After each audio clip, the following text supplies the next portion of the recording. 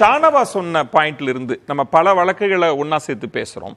இப்போ பாதிக்கப்படுறாங்க, பலர் கொலை செய்யப்படுறாங்க, கூட்டு வன்புணர்வு செய்யப்படுறாங்க. அந்த குற்றவாளிகளை தண்டனையை குறைக்குது ஒரு அரசு, எல்லாருக்குமான அரசு.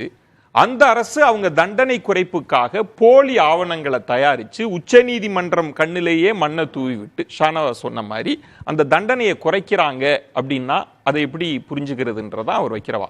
அந்த புள்ளி தான் முக்கியமான புள்ளி இந்த வாதத்திலேயே. அனைவருக்கும் வணக்கம்.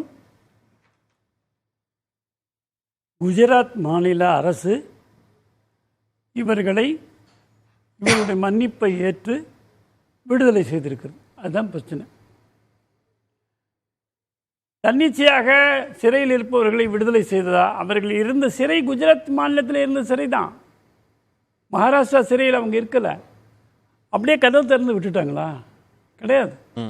அபெக்ஸ் கோர்ட் நீதிமன்றம் இவர்களை விடுதலை செய்வதற்காக பரிசீலிக்க வேண்டும் என்று சொல்லி அரசாங்கத்தை கேட்ட பொழுது அந்த வழக்கு நடந்தது மகாராஷ்டிராவில். எப்படி ஜெயலலிதா அம்மையாருடைய வழக்கு கர்நாடகாவில் நடந்ததோ, அதில் தமிழ்நாடு அரசு தலையிட முடியாத ஒரு நிலை இருந்ததோ, அப்படி தமிழ்நாடு அரசு தலையிட முடியாத நிலைதான் இன்றைக்கு குஜராத் அங்கே தலையிட முடியாத நிலை. மகாராஷ்டிரா தான் விடுவிக்க வேண்டும் அன்றைக்கே சொன்னார்கள். ஆனால் மகாராஷ்டிரா தன்னுடைய பொறுப்பை, இது குஜராத் சம்பவமானதுனால குஜராத்திலே நான் இந்த ஷோல்டரை மாற்றி கொடுத்துட்டாங்க. மாத்திலாம் கொடுக்கல சார். இல்ல நான் நடந்ததை உங்களுக்கு சொல்றேன். அது வேற மாதிரி இருந்ததுன்னா ஆதாரம் கொடுங்க. இல்ல நான் ஆதாரம் சொல்றேங்க. ரெண்டு ஸ்ரீராம் சாருக்கு சேர்த்து ஒரு கருத்தா சொல்லிடுறேன். பாஜக எம்எல்ஏக்கள் சி.கே. ராவல்ஜி மற்றும் சுமன் சௌகான் ரெண்டு பேர் தான் அந்த குழுவுல இருக்கிறாங்க, ரிமிஷன் இதுல இருக்கிறாங்க.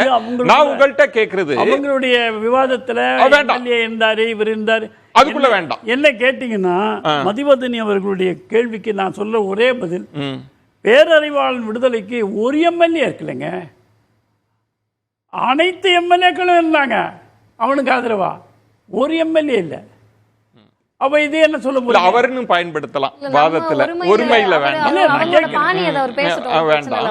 நான் யாரையுமே ஒண்ணு தனிப்பட்ட முறையில் இல்ல ஒருமை வேண்டான்றேன். நீங்க வயது மூத்தவரா இருந்தாலும் விவாதத்துல அது குறைவா உரிமையில இல்ல அவன்ற வார்த்தை பயன்படுத்த அவன் சொல்லல. அப்ப பயன்படுத்தலன்னா ரொம்ப நன்றிங்க. அவன் நான் சொல்லவே மாட்டேன். சரிங்க. அதனால நான் எல்லாருக்கும் மரியாதை கொடுக்கக்கூடிய, நன்றி, யாருக்கும் தவறா பேச மாட்டேன். 13 மே 22 அன்று தான் இந்த அபெக்ஸ் கோர்ட் கொடுத்த தீர்ப்பு. அப்பொழுதுதான் இவர்கள் குஜராத் அரசால் பரிசீலனை செய்யப்பட்டு விடுதலை செய்யப்பட்டார்கள். இந்த விடுதலையிலே திருப்தி இல்லை என்று சொன்னால் நாம் வழக்காடலாம். அப்படித்தான் வழக்கு போயிருக்கு. இன்றைக்கு எந்த உச்சநீதிமன்றம் குஜராத் இவர்களை விடுதலை செய்யலாம் என்று சொன்னதோ வேற ஒரு அமர்வு, வேற நீதிபதி. அந்த நீதிபதி தான் என்ன சொல்றாங்கன்னா, நீங்க சொன்னதெல்லாம் உண்மைதான். ஆனா அந்த நீதிபதிகள் என்ன சொல்றாங்கன்னா, உச்ச நீதிமன்றத்துக்கு தவறான தகவலை கொடுத்து இந்த ஆர்டரை வாங்கிட்டீங்கன்றாங்க. அப்படி சொல்லல.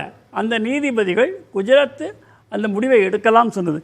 இவங்க நீங்க இப்ப வந்த தீர்ப்புல சார் fraud என்ற வார்த்தை பயன்படுத்துறாங்க. fraud on the constitution சொன்னாக்க, இப்போ சில சமயத்துல சட்டத்தை எரிக்கிறோம் திராவிட கழகம் சொல்லுது பாத்தீங்களா, that is fraud on the constitution.